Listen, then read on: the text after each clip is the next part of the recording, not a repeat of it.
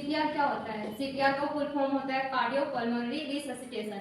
CPR को हम लोग बेसिक लाइफ सपोर्ट के भी नाम से जानते हैं। सीपीआर को किन किन परिस्थितियों में देते हैं? सीपीआर को हम लोग अगर किसी का रोड एक्सीडेंट हो जाता है या फिर वो पानी में डूबता है या उस व्यक्ति को इलेक्ट्रिक शॉक लगता है या उसकी दिल की धड़कन रुक जाती है या फिर वो बेहोश हो जाता है, अगर उस परिस्थिति में अगर व्यक्ति में कोई रिस्पॉन्स या फिर उसकी दिल की धड़कन रुक जाती है, उस परिस्थिति में हम लोग उसको सीपीआर देते हैं। सीपीआर देने का मेन कारण है कि व्यक्ति के मस्तिष्क को जीवित रखने के लिए हम लोग सीपीआर देते हैं और उसका टाइम है 3 to 4 मिनट्स में ब्रेन मर जाता है, इसलिए हम लोग उसको सीपीआर देते हैं। सीपीआर देने से पहले व्यक्ति की जांच कैसे करें? तो सबसे पहले जो व्यक्ति है उसको सेफ प्लेस पे और एक फ्लैट सरफेस पे लिटाना है और आसपास में जो भी भीड़ है उसको क्लियर कर देना है ताकि उसको हवा मिल सके।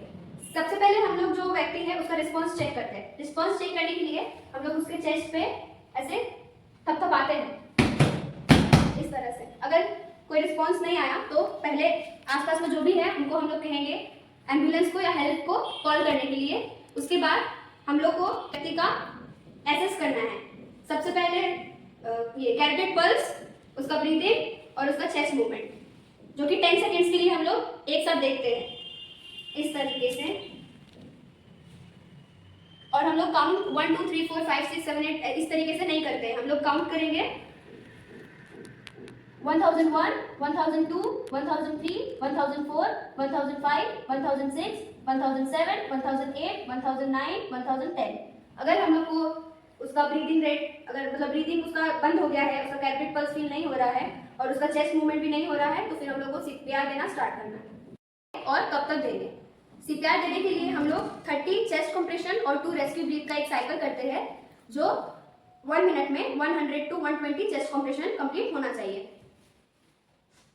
इसके लिए जो पोजीशन होता है, हैंड का प्लेसमेंट हम लोग करते हैं दोनों निपल्स के बीच और जो जिफिस स्टर्नम है उसके क्रॉस पॉइंट पे।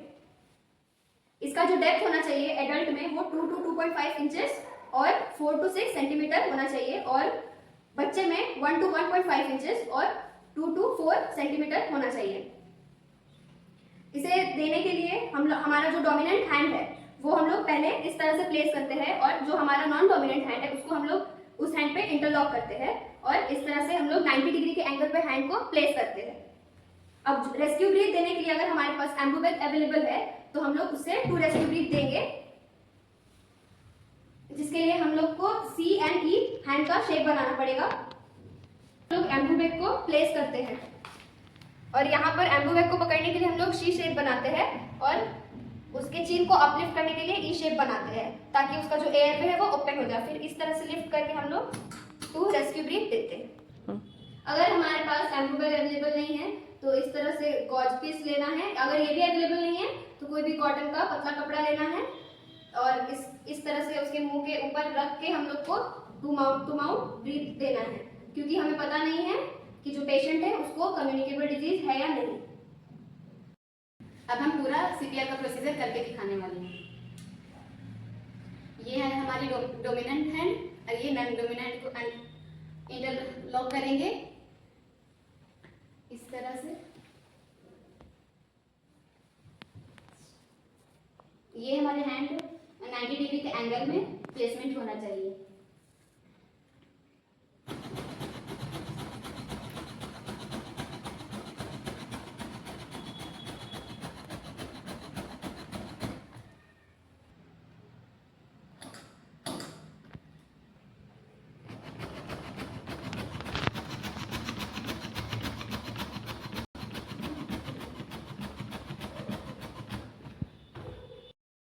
इस तरह से हम लोग 2 रेस्क्यू ब्रीथ देंगे। लगातार सीपीआर देने से क्या जटिलताएं देखने को मिल सकती हैं? रिब्स फ्रैक्चर हो सकता है, स्टर्नम में चोट या फ्रैक्चर हो सकता है और इंटरनल ब्लीडिंग हो सकता है। लेकिन फिर भी हमें सीपीआर तब तक देना है जब तक हमारे पास स्वास्थ्य सुविधा उपलब्ध ना हो सके। हमें उम्मीद है कि आप सभी को सीपीआर का प्रोसीजर समझ में आ गया होगा। Thank you.